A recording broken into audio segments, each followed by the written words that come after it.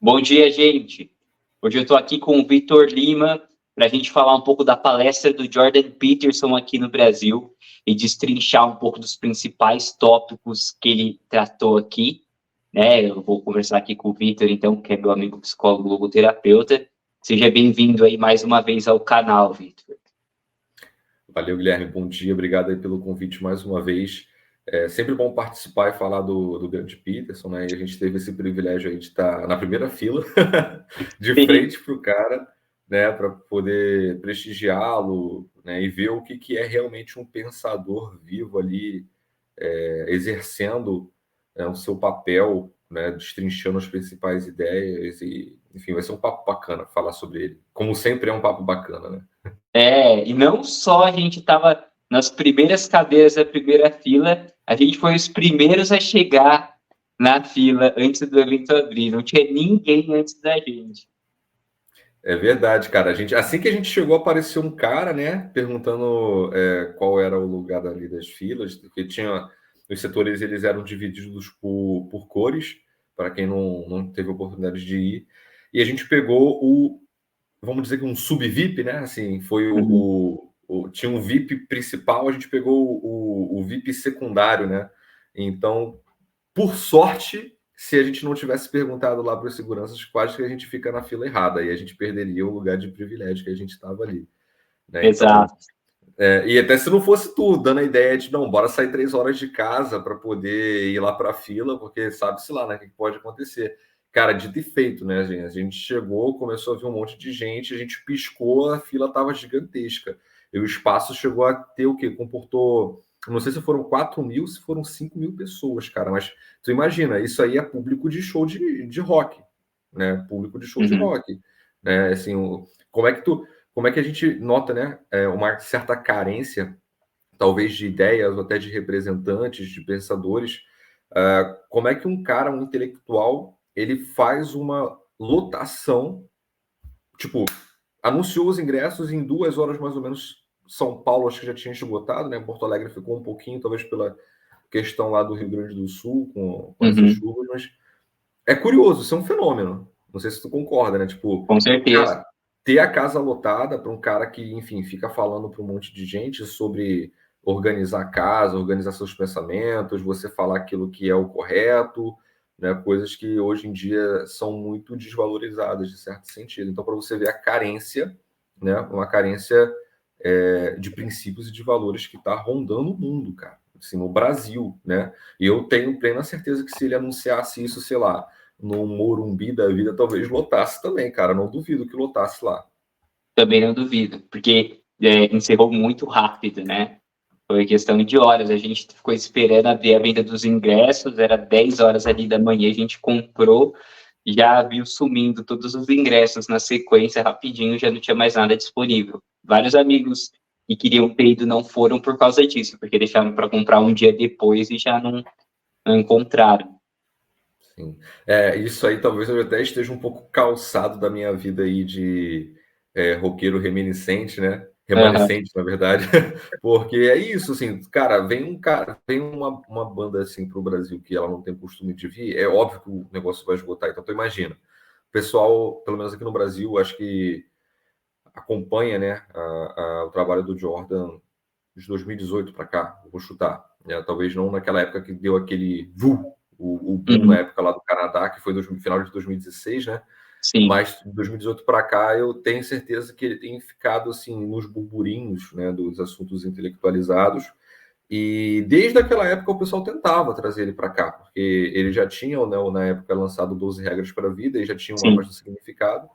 Só que ele só fazia turnê pela América do Norte, Canadá, Europa, Austrália, e aqui pro Brasil nunca. Aí teve o lance ele ficou adoecido, né? A Tami também ficou adoecida, lançou Além da Ordem, e a gente esperou que ele viesse fazer uma turnê do Além da Ordem. E não veio fazer a turnê do Além da Ordem, ele veio fazer a turnê de um livro que ele nem lançou. Eu achei isso maneiro pra caraca, cara.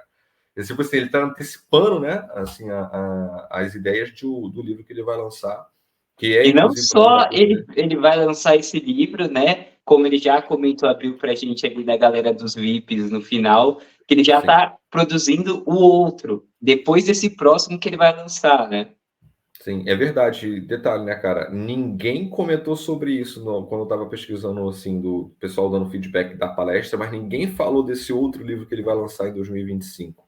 Né? Então, foi um Uhum. ponto que ele frisou para quem teve o VIP. Deixa eu até ver se eu tô com o negocinho aqui.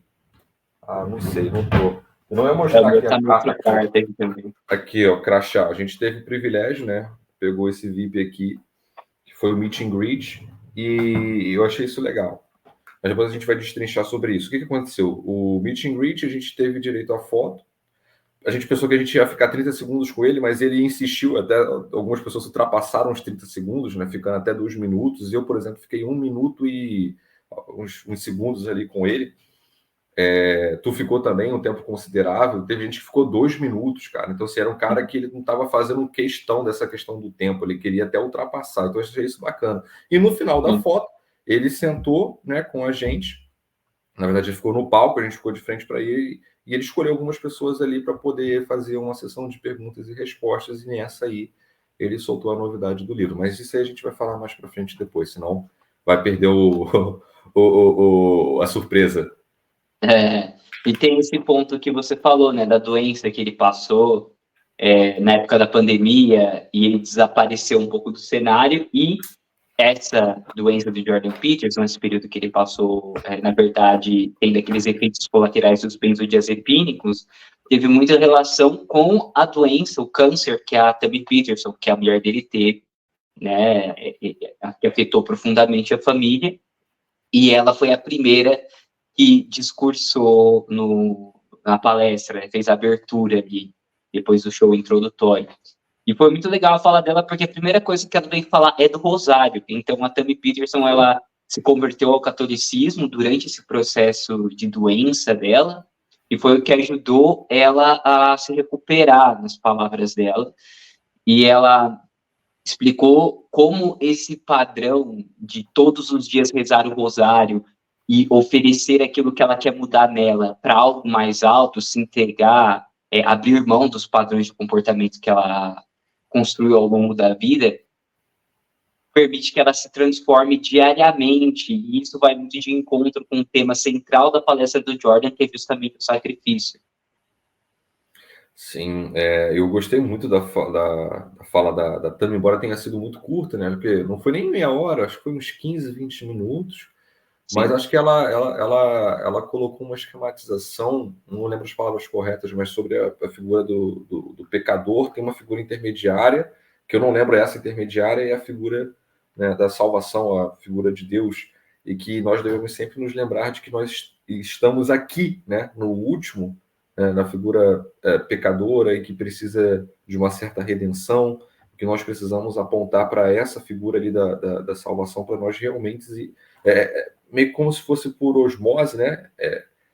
Pegar Uhum. ali um pouquinho desse sentido do que é ser salvo e desenvolver isso dentro da gente. Né? E a prática ali da devoção ao rosário diariamente é um símbolo de ordem, né, de uma organização. Por quê? Porque você tem uma rotina estabelecida ao praticar isso todos os dias. Né? Então, assim, Uhum. quando você começa fazendo essa prática do rosário todos os dias, um horário fixo, né? Vamos dizer que a primeira coisa que você faça na sua manhã é como se você estivesse colocando o seu nível de energia lá para cima, Uhum. né? E isso dentro de um aspecto espiritual. E aí, se a gente não entra num aspecto espiritual ou somente num aspecto psicológico e biológico, ainda assim está te fazendo bem, porque você está Uhum. entrando numa rotina. Né? Então, acho que a fala dela, embora tenha sido muito curta, foi muito profunda, porque Sim. abrangeu, né, todas essas três dimensões: a dimensão biológica, a dimensão psicológica e a dimensão espiritual. E o mais interessante, né, cara, é que a Tami, eu não sei se foi um câncer no rim, agora não estou lembrado se foi no rim, se foi no pâncreas que ela teve, mas uma amiga dela que fez essa sugestão, ela começar a rezar o rosário, e aí chegou na semana da cirurgia para poder ver o que era. Aí era um câncer terminal, né? Não tinha Uhum. Ela Não tinha tinha 6 jeito. meses para sobreviver, né? O médico falou pra ela. Isso aí, não tinha jeito. E quando foram fazer a cirurgia dela, viram que o sistema linfático dela estava normal.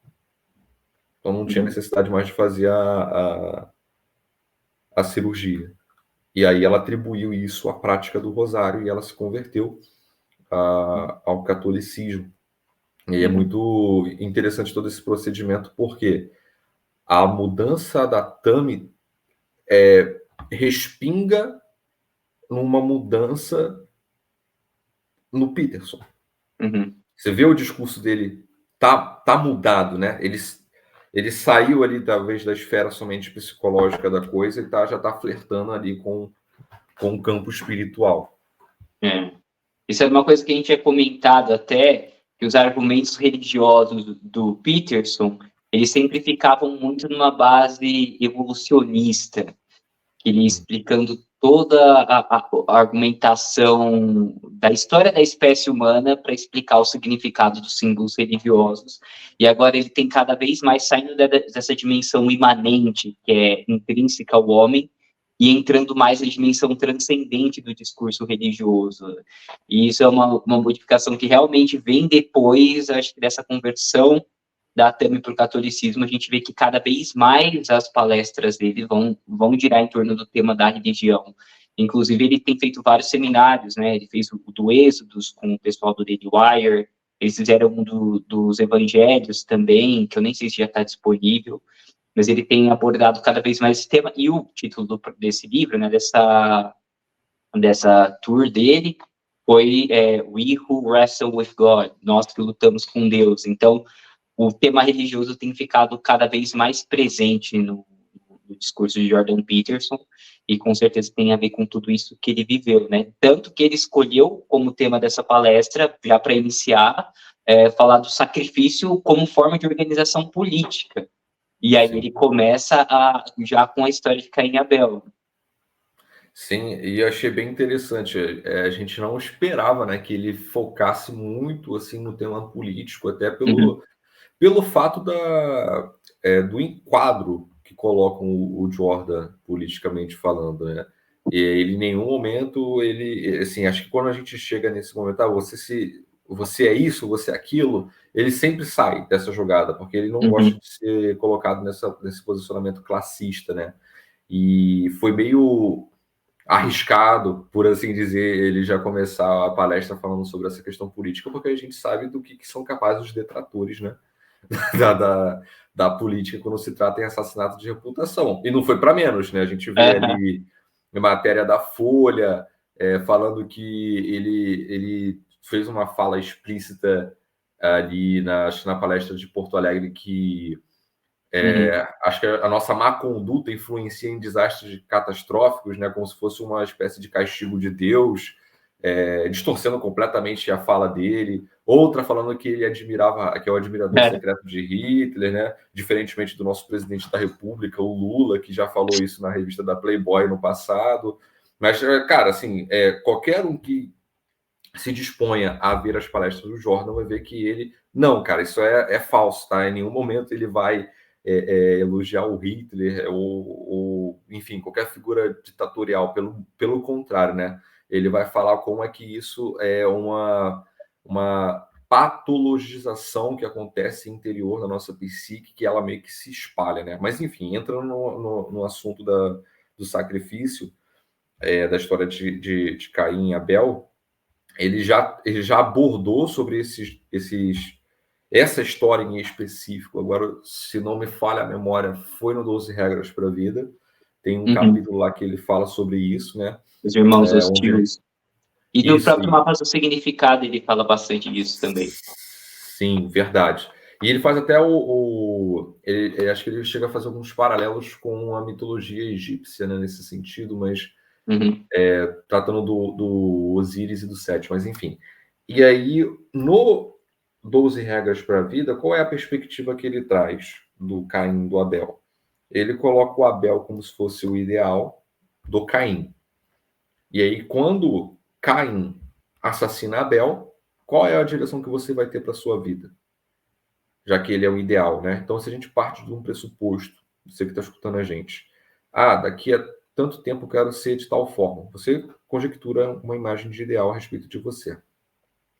Pode ser que também você espelhe, né, o seu jeito de ser, a forma como você quer seguir em frente na figura de uma pessoa, porque a gente tem essa tendência à mimese, a imitar alguém que a gente acredita que tem uma relevância para a gente. Aí você vai lá e assassina essa pessoa, como é que você vai saber se você realmente está indo para a mesma direção onde essa pessoa estava, né? Então essa é a primeira ideia que ele trata, né, no 12 Regras para a Vida. Ele repete um pouco disso ali na palestra, onde ele fala que o ideal, ele é um juiz da consciência, né? Porque todos os passos que você dá se desvirtua, caso se desvirtuem, né, desse alfinete que você colocou lá na frente como se fosse um ideal, aquilo ali meio que vai te dar um puxão de orelha, falar, ó, tu tá desviando, tu tá desviando, tu tá desviando. Então essa ideia que ele trabalha, primeiro, eu acho interessante, né, sobre a perspectiva do Caim e Abel, sendo Abel como um ideal, e a questão do sacrifício, né, porque é isso, o ideal ele meio que comprime todas as possibilidades existentes. Então, te coloca numa reta. Então, você tem uma planificação de, eu posso ser aquilo, eu posso ser aquilo outro, não sei o que lá, para lá. Você coloca o ideal, ele faz assim, né? Uhum. E aí, para você seguir esse caminho, você tem que deixar de ser aquilo, aquilo outro. E isso é um sacrifício. Você tem que deixar de fazer aquilo, você tem que deixar de não sei o quê. Então, o sacrifício é você abrir mão, talvez, de recompensas instantâneas ou prazeres efêmeros, para justamente obter um prazer prolongado ao chegar naquele lugar que você tanto quer. Então, as Uhum. pessoas que têm esse posicionamento, como o Peterson fala, de pessoas que se sacrificam para poder chegar nesse lugar que elas tanto almejam, elas têm ali uma arquetipização. Elas personificam, melhor dizendo, né? Elas personificam a figura do pastor, que concomitantemente é o equivalente à figura do herói. Né? Eu achei isso muito bacana, porque ele conseguiu enxergar uma parada que é realmente, eu nunca tinha parado para analisar nesse sentido, que o pastor é um jeito de você falar que ele é um herói de um jeito completamente diferente. Por quê? Porque ele se sacrifica. Uhum. Né? Porque ele está sempre tentando trazer o melhor ali para a casa dele, para a sociedade, enfim. Eu achei isso bem interessante. Eu acho que esse ponto é importante da ligação da figura do pastor com o herói, porque ele vai explicar que um pastor, naquela época, é muito diferente do que a gente entende por um pastor hoje.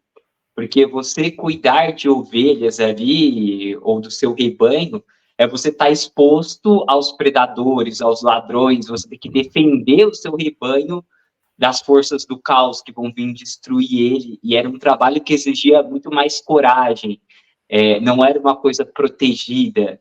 Então, você passava pelos desertos, você estava exposto aos predadores e normalmente enfrentava eles com pedras e pau, não tinha uma espingarda para você mandar o predador para longe. Então, essa figura que protege o interior e mantém o caos à distância é a figura do herói. Então a gente coloca o pastor já em paralelo com essa figura do herói. Esse é o primeiro ponto. E o segundo que você comentou é que na história de Caim e Abel, qual que é a diferença de Abel para Caim, né? Abel sendo esse pastor. É que Abel faz o sacrifício com o que ele tem de melhor para Deus. Então ele pega o melhor do rebanho dele e sacrifica para Deus. E por isso Deus se agrada do sacrifício dele. E aí, o que o Jordan vai falar, e essa parte da fala dele me marcou tudo, é que a melhor maneira de você entrar em aliança com Deus, com aquilo que é transcendente, de você chegar próximo desse ideal que você está buscando, é você colocar o melhor de si em tudo que você faz. Então, se você se entrega inteiro, coloca tudo que você tem na mesa, esse sacrifício que você fizer vai te aproximar, com certeza, do seu ideal, vai transformar a sua vida totalmente. E aí a figura de Abel incorpora isso, enquanto a gente pega Caim, e aí entrando já no padrão do sacrifício negativo, que ele faz o contrário. Ele não entrega o que ele tem de melhor, só que ele espera ser reconhecido como Abel, e aí quando isso não acontece, ele não olha para ele e fala, tá, eu acho que eu não dei o meu melhor. Não, Ele fica com raiva da realidade que não respondeu ele da forma como ele acha que devia ser respondido e começa a querer, então, destruir o ideal dele. Ele quer se vingar de Deus. Então, aquela pessoa que olha para a realidade e, em vez de tentar se corrigir, que é a humildade de tentar se adequar, ela quer forçar a realidade a ser da forma que ela quer. E se a realidade não se comporta do jeito que ela acha que tem que se comportar, aí ela fica ressentida. Esse ressentimento vai dar origem aos desejos de vingança contra aquele que conseguiu aquilo que ela queria conseguir, e aí ela entra nesse padrão, né, de destruir os ideais e se tornar perdida, porque ela perde os pontos de referência. Essa frase aí que tu falou de trazer o melhor para a mesa, realmente, acho que foi unânime, né? Todo mundo pegou muito essa parte aí quando ele disse isso. Bring the best to the table, né? Acho que foi isso que ele disse ali. Falei, cara, tem um xingamento pessoalmente na hora. Falei, que palavrinhas mágicas, né? Que é isso, né? Assim, realmente, porque quando você está disposto a trazer sempre o seu melhor para a mesa, naturalmente existe um incentivo para que a outra pessoa faça o mesmo. Porque você acaba entrando naquele aspecto do constrangimento. Né? Eu acho que isso está... E aí, ele vai fazer esse link posteriormente, né? Já até dando um spoiler do que a gente ia falar, de que ele vai fazer um desencadeamento genealógico, vamos colocar dessa forma. Né? Tem o Abel, depois ele coloca Abraão, depois ele fala de Jesus Cristo. Por que eu estou falando sobre essa questão do constrangimento? Porque quando a gente oferece de melhor aquilo que a gente tem, e a gente está em contato direto com uma outra pessoa, e aí quando ela nota que você realmente está se doando ao máximo, dando o melhor de você, ela se constrange. Porque ela percebe, caraca, eu estou sendo realmente um miserável. Eu não estou fazendo nada. E por isso que muitas das vezes não, né? Unanimemente, todas as vezes que nós vemos ali no Novo Testamento a figura de Jesus Cristo fazendo alguma coisa, as pessoas elas caem em prantos, né, chorando por causa disso. Porque ele sempre está oferecendo o melhor. Que ele personifica exatamente tudo isso que o Peterson estava falando. Né? Então eu noto que quando nós fazemos isso, realmente, a gente consegue fazer esse ordenamento de uma sociedade, de uma casa, né, de um bairro, e, como você falou, se por algum acaso a pessoa que não absorveu isso de uma maneira interessante, de uma maneira bacana, ela fica ressentida, ela fica com inveja. E aí a inveja desencadeia uma série de fatores para fazer o quê? Romper com a barreira da ordem para que o caos ele entre, né? Para que o caos ele entre e tudo aquilo comece a se desorganizar novamente. E é exatamente isso, né? O Caim, ele não oferecia aquilo que era o melhor. Consequentemente, ele esperava, que nem você falou muito bem, ele esperava que ele tivesse os mesmos tipos de retribuição que Deus dava para Abel. Cara, é incrível, né? É tipo assim, vamos pegar um exemplo bem chulo. Você tem um aluno na escola que o camarada ele fica lá horas estudando afinco e tem as melhores notas. Aí tu tem o mimado, né? Enfim, né? O herdeiro que não precisa necessariamente se ferrar nos estudos, mas tem dinheiro. E aí chega na prova, vê o outro cara lá tirando nota máxima e ele não, e ele fica ressentido por isso. Ele fala, mas eu pago escola, por que eu não estou tirando nota máxima? Porque você não está se sacrificando do jeito que você precisa se sacrificar para poder fazer isso, né? Então, assim, é tipo você querer o fim por meios fáceis, e não é bem assim que acontece, né? É o que você falou, era clássico da faculdade. Chegava na prova, a galera do bar que ficava o tempo inteiro lá fora, nem entrava nas aulas, o professor ia entregar as notas e a galera ficava com raiva do professor, ia na coordenação reclamar do professor, e você vê que eram as pessoas que não estudavam que sempre estavam envolvidas nisso. sempre tinha alguma coisa para criticar do professor, era impressionante. E todo fim de semestre era a mesma coisa, eles recebiam as notas ruins, iam reclamar na coordenação, era assim, era muito certo que isso aconteceria. Exatamente, cara. E aí você vê exatamente esse respaldo, né? E ele faz essa esquematização depois. Figuras que se sacrificam, que trazem, né, sempre o melhor para a mesa, para o lugar onde elas estão respaldadas pelo espírito de Abel. E as Uhum. figuras que não trazem o melhor para a mesa e acabam contribuindo para uma certa degeneração social e até mesmo de ordem política, tem como respaldo ali o espírito de Caim operando. O que você falou da questão das pessoas que estão no espírito de Caim são essas, que não fazem o que elas têm que fazer, mas esperam que elas sejam recompensadas da mesma forma do que quem fez, e se isso não acontecer, o problema é social e não delas, né? E aí, Sim. obviamente, ele vai associar a figura de Caim com o marxismo nesse sentido, que quer a igualdade dos resultados, independente da igualdade do esforço ou do sacrifício. Todo mundo tem que ganhar igual, não importa o que aconteça. Então, eu estava até vendo esses dias que, durante a época ali da Revolução Russa e da União Soviética, eles realmente tinham critérios para atacar as pessoas baseados nisso, no sucesso que elas tinham. Por exemplo, se era herdeiro de uma família rica, você era culpado.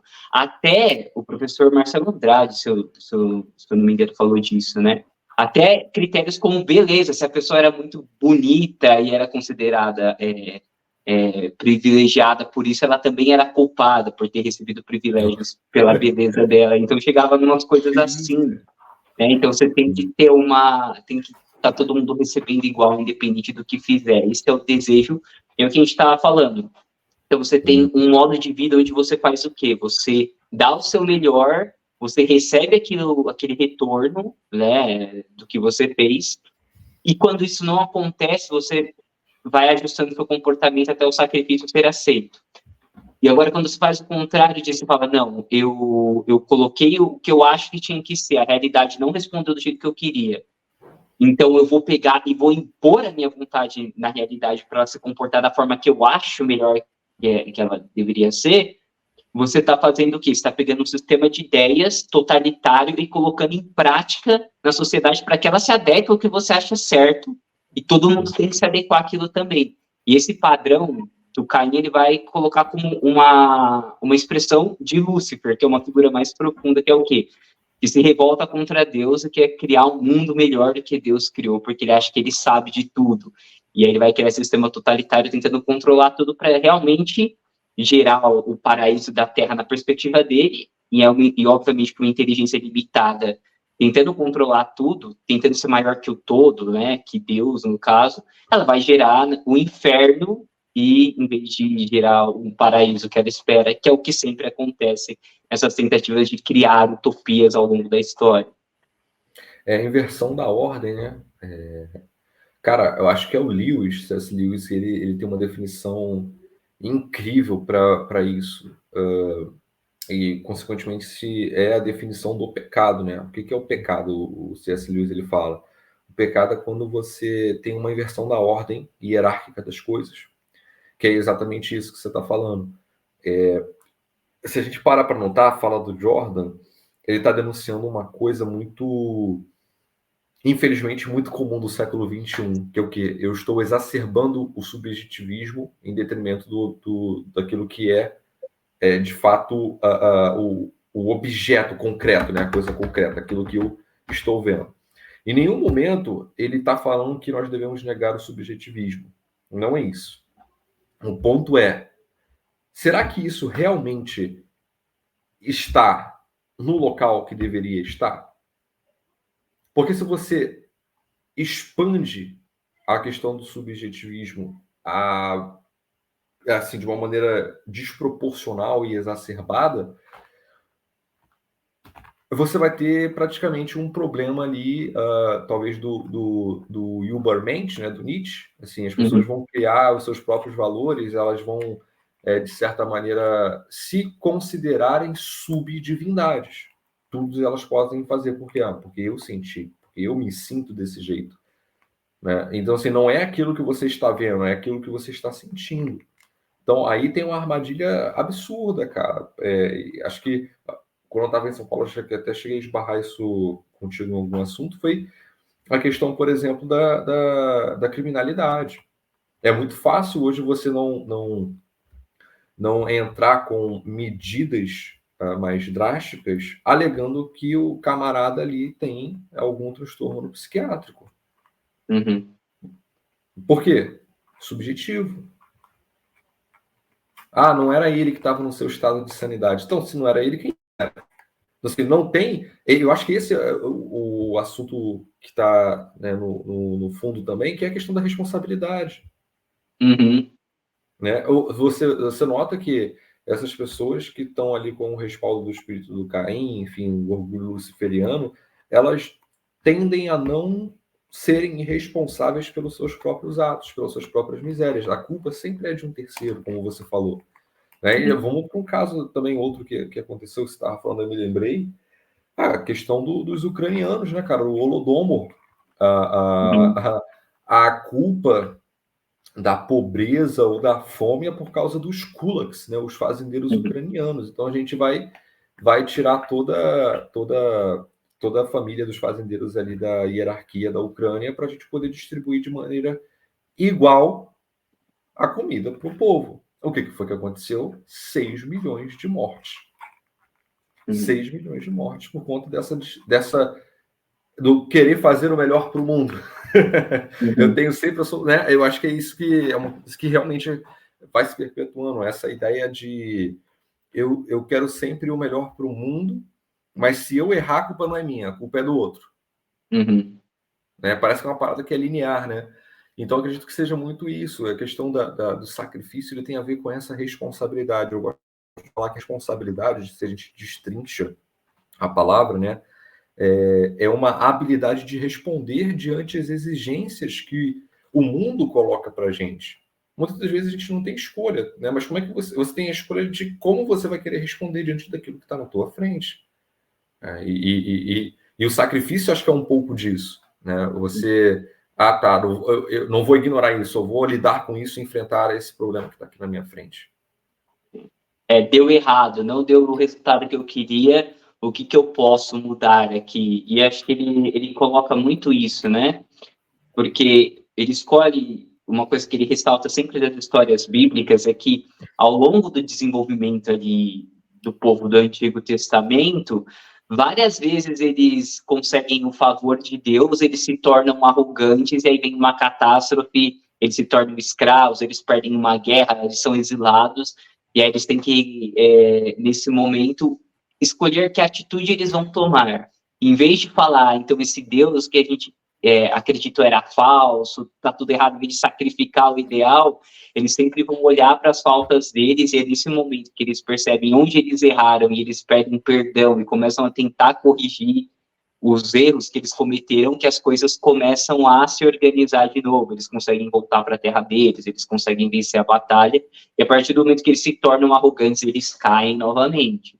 Então, essa ideia da responsabilidade, como quando acontecer alguma coisa na sua vida que você não quer que aconteça, você olhar onde você errou, você usar isso como um momento para você melhorar a sua conduta, é um padrão que te ajuda a transcender essas dificuldades e usá-las para expandir ainda mais. Isso é uma coisa que a gente vai ver como marca, pelo menos na minha concepção, na psicoterapia que eu acredito ser efetiva. Então, na psicologia analítica, que é a abordagem que eu sigo, do Jung, ele vai falar muito que a análise, toda análise junguiana, para começar, ela tem que começar pela análise da sombra. Então, você tem que primeiro olhar para o seu lado obscuro, para aquilo que você esconde, para aquilo que você cometeu de erro, onde você tem as suas fraquezas, porque é ali onde você vai começar a trabalhar aquilo que você vai gerar ouro a partir desse chumbo, dessa matéria escura, porque é ali que está o potencial para você melhorar, para você crescer. Então, você começa subindo responsabilidade pela sua sombra, que normalmente o paciente chega na sessão culpando a mãe, culpando o pai, culpando todo mundo, e um que vai fazer esse trabalho de reconhecimento da sombra, para a pessoa conseguir se desenvolver, se tornar mais independente. E quando a gente pega a linha do Frankl, uma das principais ideias dele é assumir responsabilidade também. Ele fala muito sobre essa questão da responsabilidade, né? Não, exatamente. Eu acho que o Jung, quando ele pega essa questão da sombra, ele está tocando num ponto que até hoje em dia, talvez hoje até seja um pouco mais sensível de chegar nisso, porque quando a gente fala de agressividade, por exemplo, que é um traço que talvez esteja bem atrelado ao arquétipo da sombra, a gente já automaticamente associa com algo ruim. Mas não, depende da sua intenção. Tipo, a todo momento, se você parar para notar, você é agressivo. Quando você, por exemplo, decide por algo, existiu um quê de agressividade aí, porque você lutou para poder decidir por aquilo ali.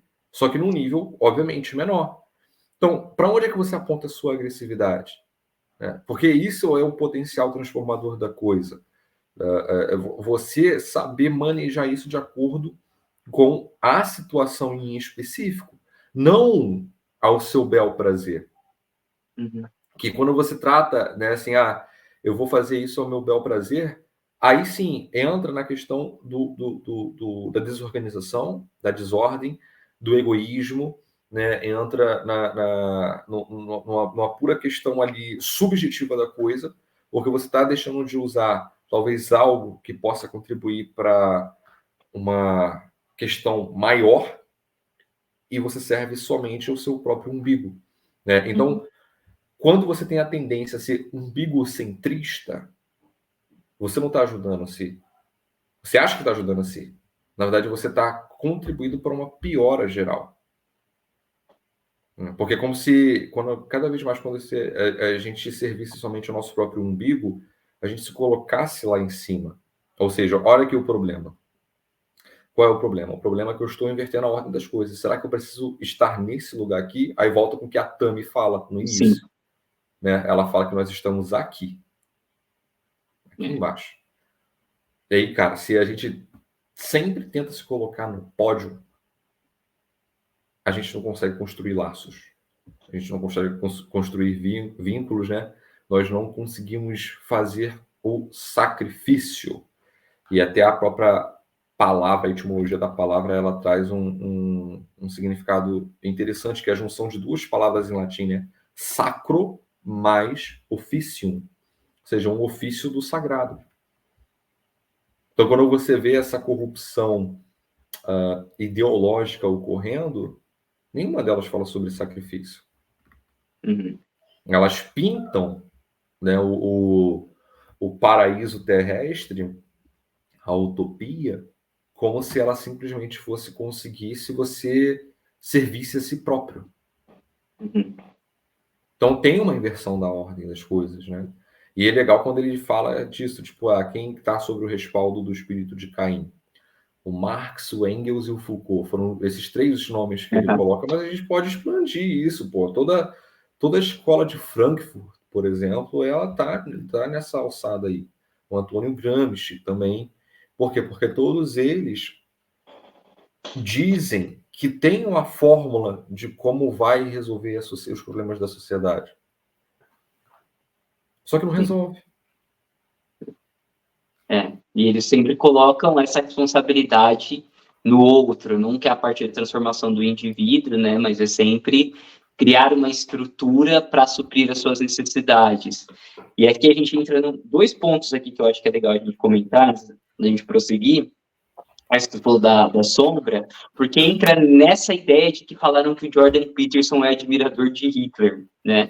E tiraram o contexto da fala dele justamente aí, porque o que o Jordan Peterson vai falar muito quando a gente vai estudar o nazismo, os totalitaristas, quem que seja, ele fala que é o seguinte, que a gente tem que estudar esse tipo de coisa não como se a gente fosse a vítima, que a gente gosta de olhar para essas ideias e imaginar, eu seria a vítima desse regime. Ele fala, não, o contrário, você tem que estudar isso imaginando que você é o opressor, que você, aquilo que ele tem dentro dele, você também tem, o mesmo desejo genocida de controle da sociedade que ele tem, você tem dentro de você.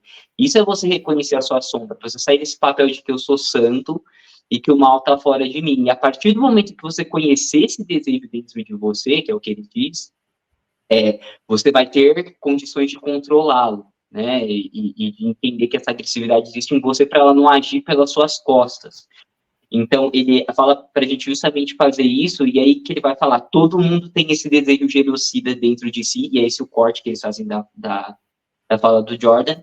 Só que o Hitler, ele não tinha só o desejo, ele tinha um gênio estrategista para colocar isso em prática, que a maioria das pessoas não tem, e por isso que ele é tão letal, e a gente pode apontar para ele e falar: olha, o cara é horrível.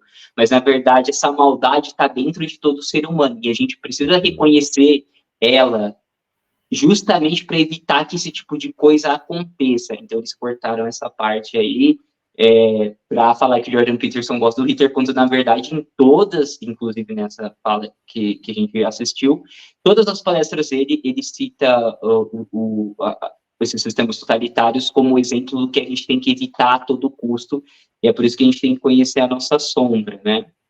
Então, eu acho que esse aqui é um ponto bem importante para esclarecer isso. E aí, outra coisa que você comentou é a questão de você fazer esse sacrifício, é você justamente sair desse lugar onde você está exigindo, então, que os outros resolvam um problema por você, você toma a responsabilidade pela sua vida, e aí ele vai usar como exemplo disso a história de Abraão, porque ele vai pegar Abraão como esse ele diz como um homem mimado ali, que tem toda a plenitude, está na casa do pai, tem dinheiro, tem prazer, tem tudo que ele quer, e de repente ele ouve a voz de Deus chamando ele, falando para ele deixar tudo aquilo para trás para viver a aventura da vida dele. Então ele tem que sair dessa mentalidade de buscar o prazer, o bem-estar, de se colocar aqui em cima a todo custo como centro das coisas, e se colocar aqui embaixo, para de fato ele entrar nesse espírito do sacrifício, de sacrificar o bem-estar, sacrificar o prazer por algo maior, para justamente criar vínculo, criar família, criar sociedade, e aí ele vai organizar então uma vida a partir do sacrifício, e não a partir dessa busca do egocentrismo de estar no topo, de acumular poder, né? Ele sempre vai se submeter nessa voz, fazendo sacrifícios em interação com essa voz de Deus, e por isso que ele vai criando um padrão de organização social estável e não uma tirania. Essa parte do Abraão, cara, para mim também foi muito bacana. Acho que a palestra toda foi toda bacana, né? Mas teve uns pontos que se sobressaltaram, porque a gente vê, né, que nem você falou, a história de Abraão lá no Gênesis. Ele é um cara já idoso, né? Velho, não lembro quantos anos ele tinha quando ele escuta a voz de Deus para poder Acho que é sair uns desse estado de 80 já conforto, por aí. porque é isso aí, né? Uns 80, 70, 80 anos por aí. E aí você nota, tipo, cara, o que que eu realmente ganho ficando somente no paradigma da passividade? Nada. Você só recebe. E quando você só recebe, você se torna pesado. Porque você não distribui, você não devolve isso, de certa forma, para a ordem cósmica da coisa. E quando o Abraão ele escuta a voz de Deus, ele começa a mudar esse paradigma da passividade para o paradigma da atividade, paradigma do sacrifício, chegando no ponto supra-sumo da coisa ali, que é quando ele oferece o Isaac, né, para o sacrifício. E acho que esse ponto aí muitas pessoas interpretam, aí entra naquilo, né? Tá vendo como é que Deus ele é tirânico e tudo mais. E a ideia não é essa, né? A ideia tem a ver com a questão do desapego. Né? Uma das ideias que a gente pode extrair disso é a questão do desapego, porque você nota, o Abraão tinha tudo, ele era apegado a tudo. Por isso que ele não construía absolutamente nada. Ele não tinha legado, ele não tinha um nome. Então, quando ele escuta a voz de Deus, ele passa a construir esse legado, ele passa a se tornar desapegado, né? E o desapego tem a ver com a seguinte questão: o quanto que as coisas materiais elas estão tendo um local de destaque na tua vida. E aí, se a gente entra para uma interpretação um pouco mais psicanalítica da coisa, tem a ver com esse rompimento simbiótico entre a relação de pai, filho, mãe, filha, né? Que você acho que ele não chegou a falar isso na palestra em si, mas sim na entrevista que ele deu no Morning Show, falando que quando a gente não sacrifica os nossos filhos para o mundo, nós estamos destruindo eles e nós mesmos. Porque precisa existir essa relação de que o meu filho precisa ganhar um certo tipo de autonomia para o bem dele, para o fortalecimento dele. Então, é aquilo que ele também fala no próprio 12 Regras para a Vida, né? Você quer filhos seguros ou filhos fortes? Tem uma diferença gigantesca em relação a isso, né? E aí, para você ver, todo o padrão que diz respeito ao padrão da responsabilidade, ele é um padrão de ação, né? Agora, todo padrão que diz respeito ao ressentimento, ele está muito ligado ao padrão da passividade, de você esperar que as coisas caiam na tua mesa sem que você tenha feito o mínimo por aquilo. E aí, quando você nota que as pessoas conseguem fazer alguma coisa e elas meio que recebem por isso, né, por esse sacrifício, ganham algo por isso, elas começam a condenar essas pessoas. Sim. Aí entra na dinâmica, de novo, né, do Abel e do Caim. Eu acredito que parte disso tem a ver com, de novo, a intencionalidade, de como a gente olha para as coisas. Porque, cara, se eu vejo que alguma pessoa consegue se dar bem fazendo algo de uma maneira que gere sacrifício na vida dela, eu posso enxergar essa pessoa como uma motivação para poder seguir o caminho e me espelhar nela, ou eu posso entrar nessa vida do ressentimento e continuar no mesmo lugar, para sempre. Né? Se eu não tiver esse... Por quê? Porque eu ainda estou tendo uma visão muito umbigocentrista de mim mesmo. Perfeito.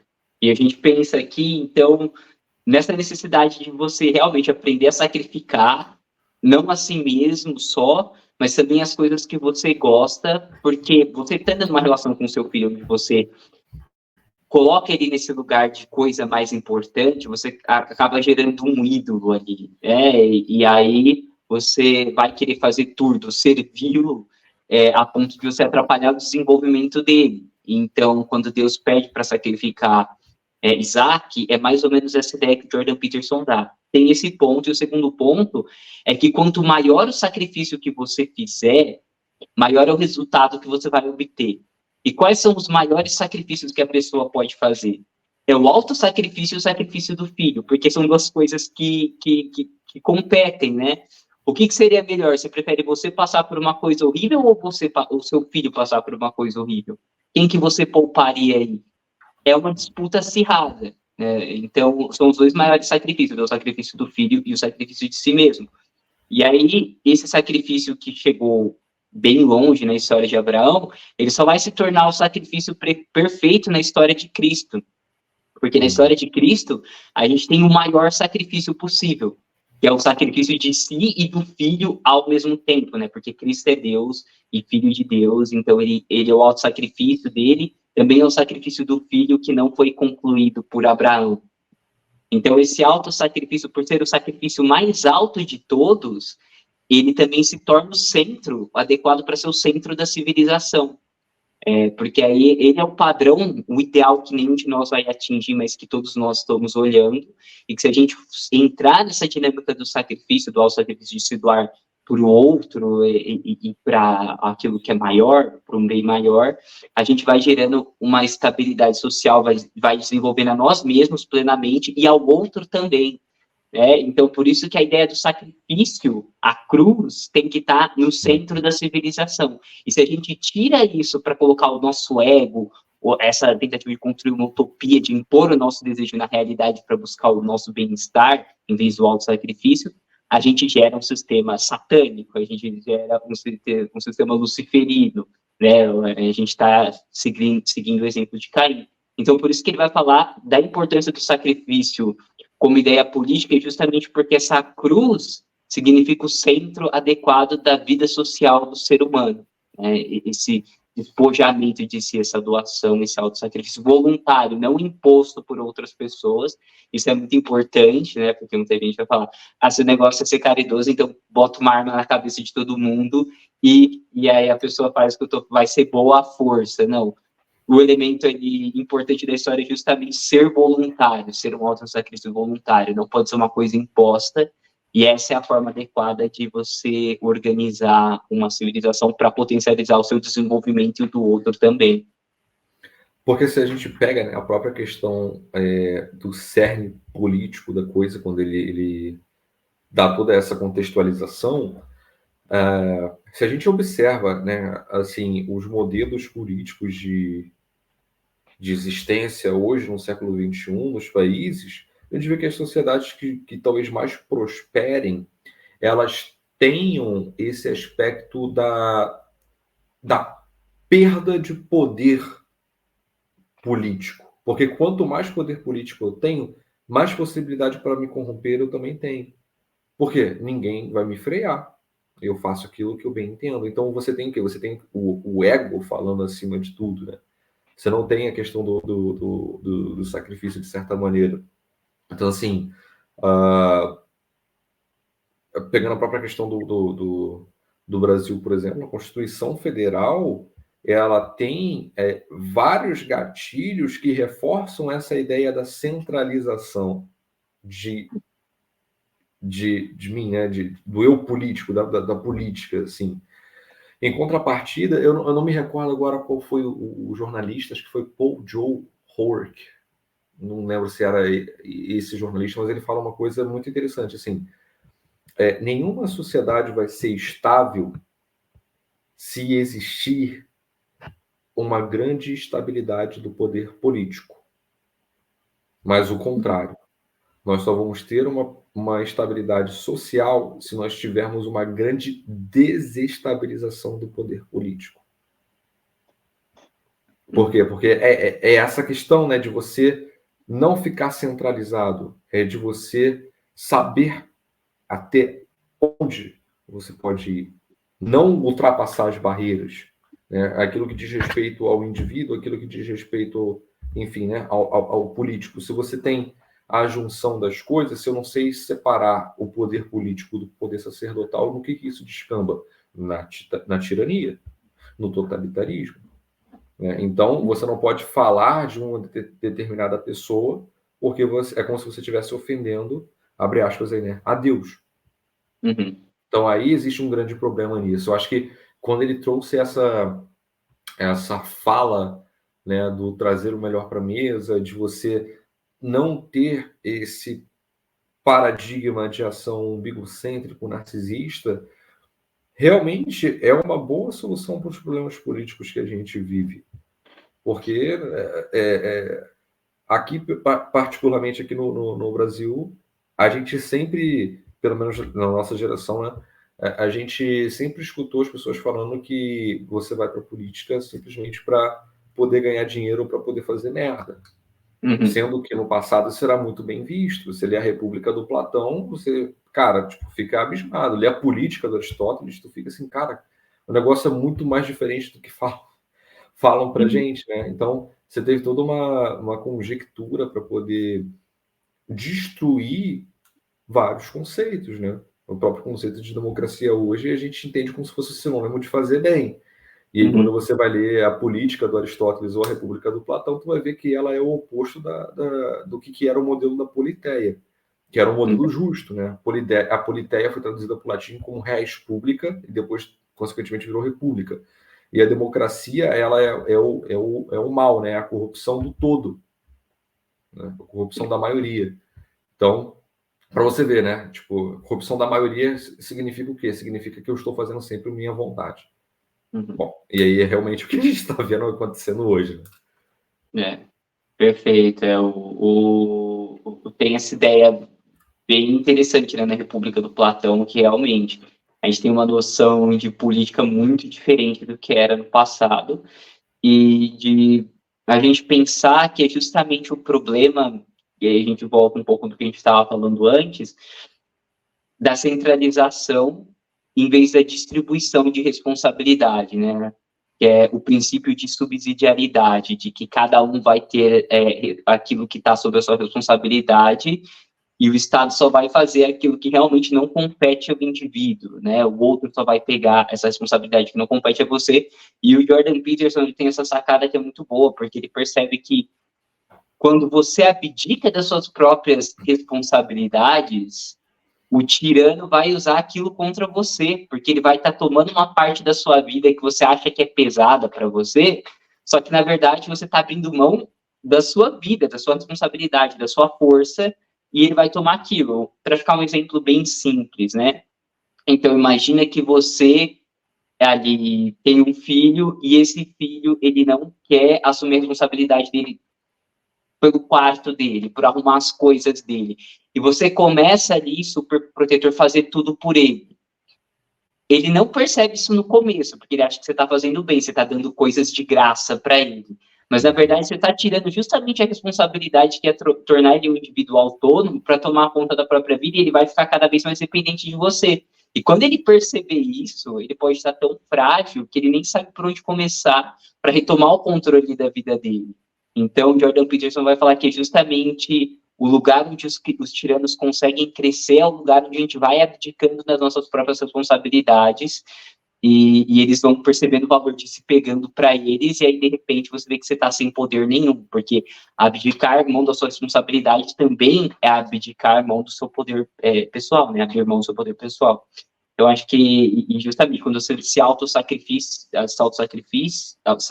você pega essas responsabilidades para si, e isso é importante, de novo, para você evitar a criação de uma ditadura, de um sistema totalitário. E é por isso que volta nessa noção do sacrifício como centro da civilização. Sim, isso é muito interessante para tu ver, né? Que quando você se abdica de si próprio, muitas pessoas podem argumentar, mas isso não é um sacrifício? Bom, o sacrifício ele é meio que intencional, né? Você entende a hora que você precisa se sacrificar. Assim, você simplesmente não pensa, né? Tipo, quando você se abdica, você, de novo, tá praticamente assumindo um estado de passividade. O sacrifício, não. Você está direcionando a sua existência para algo, né? Então, tem essa diferenciação absurda sobre isso. E o mais interessante é que eu tive, pelo menos, uma certa impressão, a maneira como ele constrói, né, o raciocínio dele, ele no palco e tudo mais. Tipo, parece realmente que é um show à parte, todos aqueles gestos que ele faz ali com a mão, como se ele estivesse pegando as ideias e misturando e moldando, né? Eu achei isso muito interessante. Lembra até um pouco o peripatetismo, né? Que era a forma como o Aristóteles ele conduzia as aulas dele e tudo mais. E cada vez mais a gente está percebendo que, assim, foi uma coisa até que o Jordan fala, né? Mas falar isso no século XXI é você comprar uma briga, cara. Tipo assim, é colossal. Quando ele chega e fala, olha, a ciência tem um limite. Uhum. Eu falei, cara, esse cara tá peitando gente perigosa. Uhum. Porque o que né, voltando a essa briga de dualidade de paradigmas, hoje a gente praticamente tem a ciência tomando o lugar daquilo que é o sagrado, sendo que a ciência ela tem mais um componente material do que espiritual. Então a gente já tem aqui uma desordem acontecendo naturalmente por conta desse movimento. Aí quando o Jordan chega e fala isso, o que ele está querendo dizer? Ele está querendo dizer que existem muitas desordens pessoais, né, que elas ocorrem que não são necessariamente da dimensão biológica ou da dimensão psíquica. São da dimensão ôntica, né? Da dimensão metafísica, da dimensão moral. E ele vai denunciar, por exemplo, os clusters, né, dos transtornos de personalidade. B do DSM-5, que é esse livro aqui, nós psicólogos e psiquiatras, nós para fazermos algum tipo de diagnóstico, a gente se respalda nele, né? A gente está na quinta edição do texto revisado. Curiosidade, quando o primeiro DSM surgiu, tinha apenas 63 transtornos. Hoje a gente tem mais de 300 e pouco. Então ele chega e fala, né? Por exemplo, o transtorno de personalidade narcisista, ele não era para a medicina ter colocado a mão aqui nisso, cara. Não é? Você quer tratar o narcisismo? Vá para a igreja. Vai para a igreja. Vai para a igreja que ali você vai curar o seu narcisismo.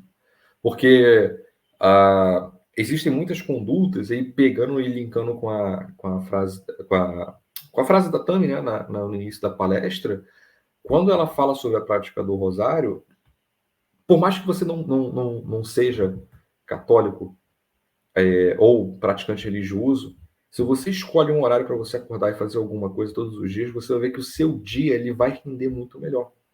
Do que você ficar, tipo, Deus dará o que eu vou fazer aqui hoje. Então, assim, pequenas decisões geram grandes consequências. Então, se você tem uma pequena decisão de sair da cama falando, cara, o dia hoje vai ser massa, vai ser bom, vou sair aqui, ó, com o peito estufado, respirando fundo, preparado para encarar tudo aquilo que vai aparecer para mim hoje, e em comparação a você sair resmungando, falando que é só mais um dia, que vai ser tudo a mesma coisa, tem uma diferença assim, colossal entre o rendimento seu, né, nesse sentido. Então, eu acho que quando ele chega e se posiciona desse jeito, dessa maneira, né, de falar que a ciência tem um limite, eu concordo plenamente com isso. E a gente está muito acostumado a acreditar que somente aquilo que é visível que é aquilo que existe. E eu não acredito que seja bem assim que as coisas funcionam. Perfeito. Eu acho que esse ponto aí da ciência é importante, que isso é uma crítica que o Jung fez muito, que a ciência é um bom instrumento, mas ela não contém em si os fins, que ela vai ser um bom instrumento dependendo dos fins que ela servir. E a questão dos fins que ela serve, ela está numa outra dimensão que não é científica, mas é uma dimensão de valores, que a gente entra nessa dimensão metafísica. E que aí a gente vai entrar nessa questão de por que é importante, então, ir para a igreja para você lidar com a personalidade narcisista. O que ele quer dizer com isso? O narcisismo ele é uma questão de valores. O que o narcisista faz? Ele coloca o ego dele no centro do mundo. E o que você está fazendo quando você vai para uma igreja? Você está dizendo que tem algo acima do seu ego que é o centro do mundo. Então, você está ali mexendo na sua estrutura de valores.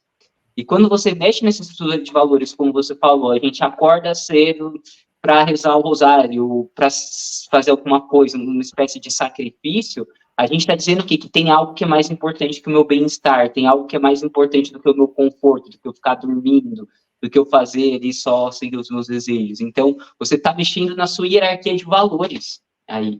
E é isso que é curativo para o ser humano. Então, a gente tem certos problemas psicológicos que eles não vão entrar na dimensão biológica propriamente falando, mas na dimensão dos valores. Se a gente quiser, de fato, tratar eles, a gente vai ter que tratar a dimensão dos valores da pessoa, e aí a gente entra numa outra dimensão que a ciência não dá conta. Então, isso foi uma sacada que ele fez ali, que na hora que ele falou isso, a galera aplaudiu de pé, né? Porque foi um momento que todo mundo... Foi surpreendente essa fala dele, e realmente, cada vez mais a gente está vendo os limites da ciência quando a gente entra justamente nas questões dos valores, e os valores, como a gente está falando de uma dimensão objetiva, metafísica, a gente entra na investigação que chega no nível espiritual, que foi onde Platão chegou, Aristóteles chegou, e todos eles foram investigando essa coisa do bem e chegam num nível transcendente da coisa, e não só imanente no relativismo, né? E aí você mexer com essas dimensões, obviamente, você vai chegar no mais profundo do ser humano, você vai tocar nas questões espirituais. E é interessante que todo mundo que chega vai seguindo esse caminho acaba chegando no espiritual em um momento ou outro, né? É inevitável. Eu acho que é isso que vem acontecendo com o Jordan também.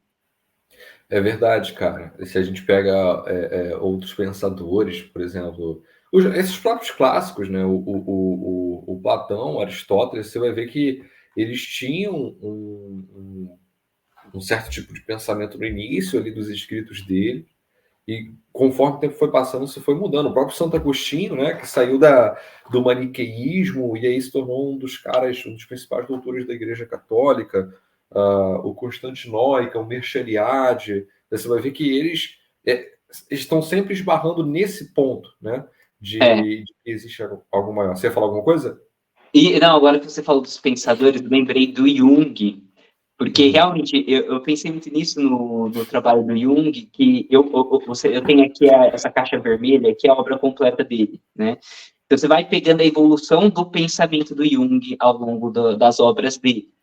E no começo ele tem uma abordagem muito evolucionista da religião, das funções sociais que ela serve, de como a história evolutiva da espécie definiu os símbolos, etc. Só que ele vai aprofundando esse pensamento e chegando numa dimensão transcendente, a ponto de que ele começa a entender que é importante, na verdade, a coisa transcendente está no centro da civilização. E aí tem uma citação que ele faz aqui, que é dos últimos, da última fase do Jung, que é a fase da alquimia, onde ele estava no final do trabalho dele, que é o volume, a segunda parte do volume 14, né, que é o Mistério Condiciones. Ele vai falar isso aqui, que foi uma coisa que me impactou muito quando eu li, muito tempo atrás, né? Ele vai falar que não é suficiente, então, para o eu, para a razão do ser humano tentar tomar o centro da civilização, que precisa ser algo transcendente justamente por isso que a gente está falando. Ele vai falar isso aqui, ó. Um eu pessoal arrebata as rédeas do poder para sua própria ruína, pois a simples natureza do eu, não obstante a aposta de uma alma racional, não basta para dirigir a sua própria vida pessoal e muito menos os outros homens. Eu falo que o eu toma esse lugar de centro da vida, apesar da sua razão, para se arruinar, porque essa razão não é suficiente para orientar nem a própria vida dele, quanto mais a civilização inteira, né? Então, para atingir esse fim, o eu necessita sempre de uma dominante mítica. Eu falo do transcendente, né, que tem que estar no centro ali. E aí vai falar que tal dominante não pode ser simplesmente inventada para depois crer-se nela, mas você não pode inventar só um símbolo mítico para ter nele. Ele vai continuar aqui, né? Tal instância espiritual colocada acima da natureza do eu não surge jamais a partir de uma ponderação racional ou de uma sensação momentânea, por ficarem sempre essas restritas ao âmbito da consciência. Mas tem que proceder de uma tradição que se estende muito mais profundamente, tanto do ponto de vista histórico como psicológico. Por isso, uma renovação verdadeira e essencialmente religiosa entre nós só pode estar fundamentada no cristianismo. Então, ele vai chegar nesse ponto que precisa ser algo transcendente e que ele precisa estar ancorado numa tradição, e que essa tradição entre nós é o cristianismo, e volta nesse símbolo, né, da cruz como centro da civilização, do sacrifício, desse padrão transcendente que organiza a sociedade de forma efetiva para além do racional, né? Então, Jung começa numa perspectiva evolutiva, mas no final do trabalho dele ele já vai chegando aí. Então, o Jordan está chegando. Eu acho bem curioso, né? Assim, se a gente contrasta, por exemplo, com algumas pessoas, o Jung, que foi aluno do Freud, né, o melhor aluno do Freud, o Freud já não tem essa visão. Pelo contrário, né, no Totem Tabu, tu vai ver que ele vai meio que entrando numa argumentação degenerativa a respeito do papel da religião na sociedade, como se fosse a representação, ou melhor dizendo, a personificação do superego, né, dessa restrição, dessa vontade que nós temos, desse desejo. E eu acho que tem muito isso, né? O Jordan ele fala, no meu compromisso é com a verdade. Uhum. Eu estou me posicionando para poder entender e investigar o que é verdade. E se você tem essa humildade, né, intelectual, se você tem realmente esse desejo latente de descobrir aquilo que é o certo, naturalmente você vai chegar num lugar muito próximo que outras pessoas chegaram. Né? O Dostoiévski fez a mesma coisa. Quem acompanha os escritos do Dostoiévski, se você parar para ler, desde o início ali, quando ele talvez estava se envolvendo com a rapaziada do clube do livro ali, que tinha uma ligação com os soviéticos, não, né? Com os bolcheviques, você vai ver que ele tinha uma escrita muito ateísta da coisa, né? Um niilismo bem materialista. E aí você pega a última obra dele, Os Irmãos Karamazov, e o cara ele está praticamente falando o que vai acontecer com a Rússia. Ele realmente fala que assim, a Rússia vai ter 3 modelos para poder seguir, se ela continuar nesse caminho que ela tá indo. Primeiro, ou ela vai ter o caminho do hedonismo, ou vai ter o caminho ali da intelectualidade nihilista tomando conta, os ideólogos, ou ela pode ainda se ancorar nos valores espirituais e resgatar a sua civilização desse mal. Né? Que são os 3 irmãos Karamazov, representam os 3 paradigmas possíveis que a Rússia poderia seguir. e a Rússia acabou optando pelo intelectual niilista. Né? Por mais que tenha ainda toda a história ali deles com a igreja ortodoxa, né, e tudo mais, mas não é a mesma coisa do que daquela época lá do Dostoiévski. É o que ficou no centro ali, né? Mas eu acho que é esse ponto, né? Esses pensadores, assim, você investigar o suficiente a questão do ser, você vai chegar nesse lugar metafísico transcendente, aí você vai entender do que essas histórias estão falando, né? E a gente está falando aqui do Jung, você pode pegar, como a gente falou, os clássicos, você pode chegar aos mais contemporâneos para a gente, como Jung, o Frankl, no livro dele, A Presença Ignorada de Deus, que tem um outro nome, você falou nesse livro. O Deus Inconsciente. Deus Inconsciente, Heidegger, você vai... Esses caras todos vão chegando nessa dimensão, e aí a pessoa que vê de longe, ela fica até escandalizada, porque ela está acostumada com esse pensamento racionalista, meio Revolução Francesa, que se você tocar na dimensão espiritual, você está tocando numa coisa que não é científica, então você não pode falar disso, você não pode abordar esse assunto. Mas todo mundo que aprofunda realmente a questão, né, acaba chegando nesses valores, porque falam das questões realmente mais profundas que o ser humano pode pensar sobre. E você evitar entrar nesse terreno é você cortar suas próprias asas e começar a querer ficar andando no chão, quando você tem a possibilidade de ir mais alto, falando, vou mais alto, porque eu não posso. Então, a gente foi ensinado meio que a gente tem que cortar nossas próprias asas para ficar andando sempre com o pé no chão. E a gente vai limitando o espírito humano e o alcance que ele tem. E só para finalizar, né, assim, uma informação importante, antes que falem assim, mas aí o cara tá nesse proselitismo. Não, em nenhum momento ele fez proselitismo, nem nada do tipo, né? Ele só está apontando para um lugar que a gente foi adestrado a não enxergar mais. Porque antes de falar sobre isso, a gente precisa lembrar, o Jordan Peterson não é um cara sem titulagem.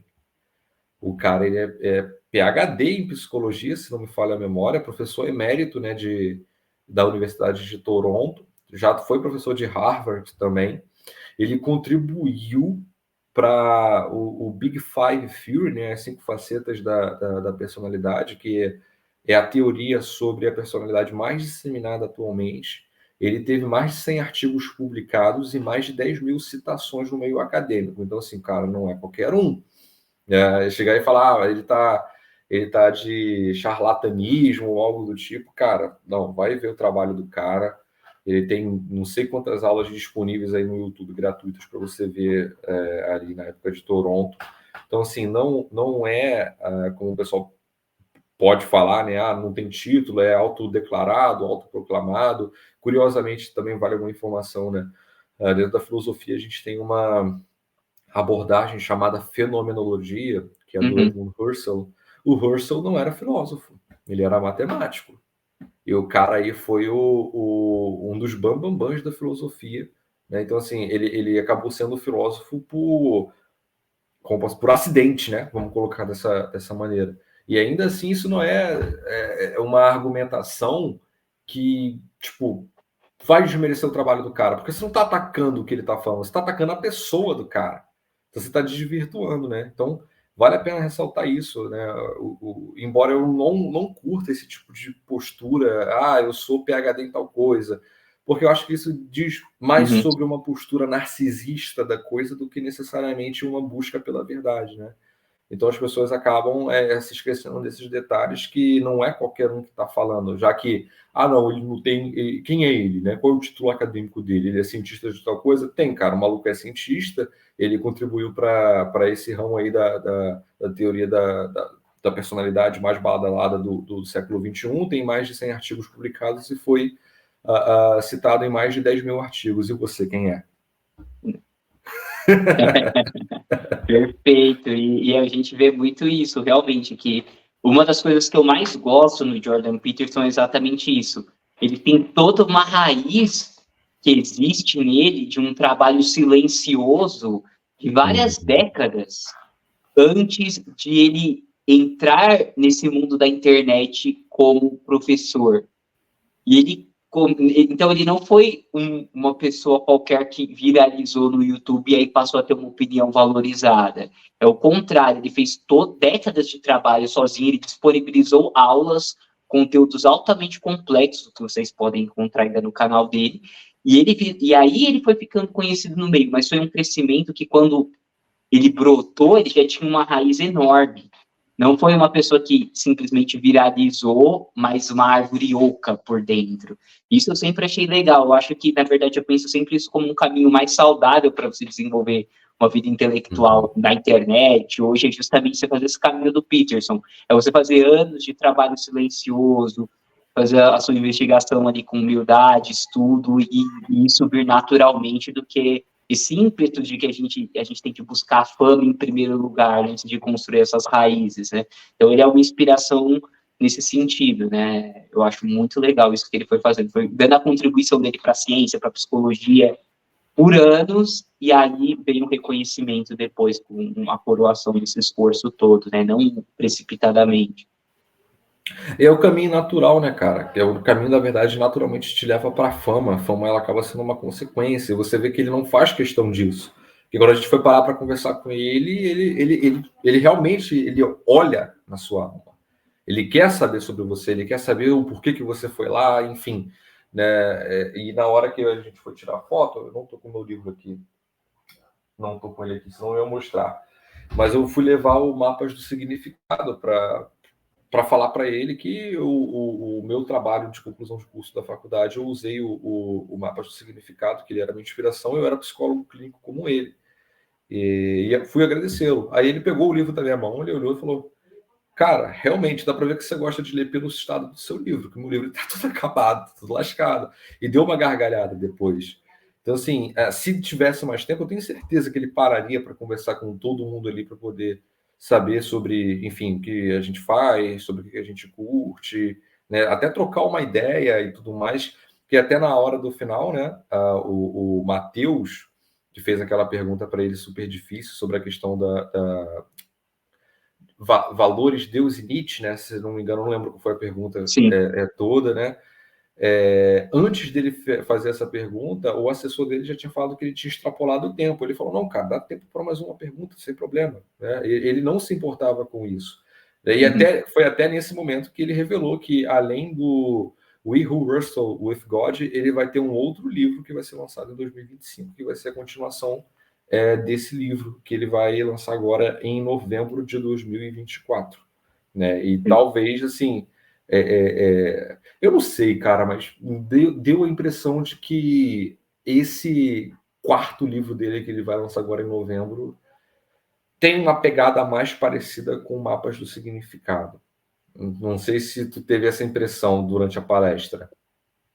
A impressão que eu fiquei é que, enquanto esse livro, We Who Wrestle with God, vai focar bastante no Velho Testamento, o próximo acho que vai falar do Novo Testamento. Eu acho que a história de Cristo vai ser bem mais presente nesse, talvez ele traga mais um pouco dessa coisa do mapa do significado, justamente porque ele está tocando nos símbolos religiosos, arquetípicos, que foram a base do trabalho dele e que ficaram ali misturados nesses dois últimos livros, mas de uma forma não tão proeminente, estavam ali, mas agora isso está voltando a ser o centro do trabalho dele, com certeza. Então, eu acho que ele vai ter uma abordagem mais parecida com os mapas do significado, mas ao redor dos símbolos que estão contidos no Evangelho.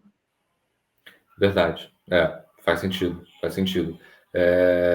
E eu, assim, não espero nada de bizarro, pelo contrário, acho que vai ser um puta livro como todos os outros, né? Porque eu acho que ele está fazendo isso, né? Ele está realmente personificando a figura do herói, né? Tentar trazer um certo tipo de ordenamento social assim para o mundo em meio a tanto sacrifício, né? Tanto esses bombardeamentos que ele vem sofrendo e tudo mais. E, de fato, ser uma inspiração, tanto para mim, quanto para você, quanto a todas as outras pessoas que estavam lá. Se não fosse isso, não teria lotado, não teria reunido como anunciaram, né? Acho que o Fronteiras Web anunciou, que foi a empresa junto do Brasil Paralelo que trouxe eles, 9 mil pessoas juntando em São Paulo e Porto Alegre. Cara, é um público relativamente alto pra caramba. quando se trata sobre o assunto de intelectualidade, que não é um nicho que vende muito, vamos ressaltar isso, né? Não é um nicho tão badalado assim quanto música e gastronomia. Porra, sucesso. Com certeza foi um sucesso. Perfeito. E aí só para a gente fechar também, uma coisa que o Jordan comentou comigo quando eu fui conversar com ele, tive essa mesma impressão, e eu conversei com ele, falei também da minha prática na psicologia, a influência que ele teve no meu trabalho, ele realmente se interessou, perguntou sobre isso, perguntou sobre mim, sobre os meus interesses, eu achei isso muito interessante, e aí eu perguntei para ele se ele tinha conhecimento da situação que estava acontecendo no Brasil, com relação à liberdade de expressão, todos os problemas que a gente tem aqui, ele disse que sim, tem consciência do que está acontecendo, né, eu perguntei se ele chamaria alguém no podcast dele para falar sobre isso, e ele falou que, na verdade, já estava com umas 2 pessoas em mente para chamar, né, no line-up, e falou que a gente está pior que o Canadá, né, que a gente realmente precisa, o que ele comentou é que a gente precisa realmente falar do que está acontecendo, porque a tirania só avança quando existe o nosso silêncio, então, para a gente continuar denunciando esses abusos, foi um dos conselhos que ele deu, eu achei bem interessante, assim. E vamos esperar, então, se ele postar o podcast aí que ele prometeu, a gente pode comentar aqui um pouco também. Eu não sei se essa frase dele foi trágica ou desesperadora, ou os dois ao mesmo tempo, né? Pior Sim. que o Canadá é tenso, né? Mas foi muito bom. Foi um evento assim que todo mundo saiu transformado, né? Todo mundo saiu transformado. E espero que ele volte em breve aqui para o Brasil para de novo a gente passar por essa transformação, né? Vamos dizer assim, essa transformação interior, transformação de paradigma, por assim dizer, que a gente saiu da palestra, a gente ficou conversando até quase 2 horas da manhã, né? sobre a palestra em si. Foi muito bacana, foi muito bacana. Sim, sim, a gente ficou conversando, todo mundo voltou com essa vontade. Era unânime, né? Eu quero estudar mais, eu quero melhorar, eu quero colocar mais de mim. Todo mundo que eu conversei teve essa mesma consequência, né? E aí, então isso foi legal, né? Foi essa impressão, assim, que ele realmente causou esse efeito nas pessoas. E foi interessante que uma das coisas que a gente fez depois da palestra, que a gente veio aqui para casa com um amigo nosso, a gente rezou o rosário 5 horas da manhã, né? Então a gente entrou ali no começo que a Thumb tinha falado, então foi bem interessante, né? Teve um efeito legal realmente a palestra ali na gente. Foi, cara, eu acredito que é isso, né? Assim, é uma transformação de 180 graus que dá. Porque assim, você vê a verdade sendo falada ali. E a Tami não é uma pessoa que ela é intelectual, ela só foi ela ali naquele momento. Uhum. E quando você é só você tem esse poder, né, de transformar as pessoas. Quando você está em busca da verdade, independentemente da dimensão que você assuma, no papel que você assuma, seja papel intelectual, seja como cidadão, seja como profissional do TI, cara, se você está disposto a realmente fazer aquilo que é certo, você vai transformar alguém que esteja do seu lado. Eu acho que essa foi a grande mensagem ali, total, né? Se a gente fosse ter que resumir, acho que é isso, assim. Se você é o melhor de você em todos os lugares que você está, você contribui para uma melhora macro. Perfeito, é isso então. A gente cobriu aqui todos os tópicos, acredito, da palestra. Muito obrigado aí por ter aceitado o convite, Eu que agradeço. pela conversa. E a gente vai continuando aqui. Tem alguns livros, vídeos sobre os 12 regras para a vida também que a gente tem que continuar fazendo. A gente vai, com certeza, se juntar mais para falar aqui do Jordan Peterson. Show, valeu. Eu que agradeço aí pelo convite novamente. Sempre é um prazer estar falando sobre as ideias do Peterson, sobre o Peterson em si. E vamos aí espalhar a mensagem petersoniana pelo mundo. Tá ótimo, Victor. Obrigado pela presença e até o próximo vídeo. Valeu, cara. Até a próxima. Um abraço.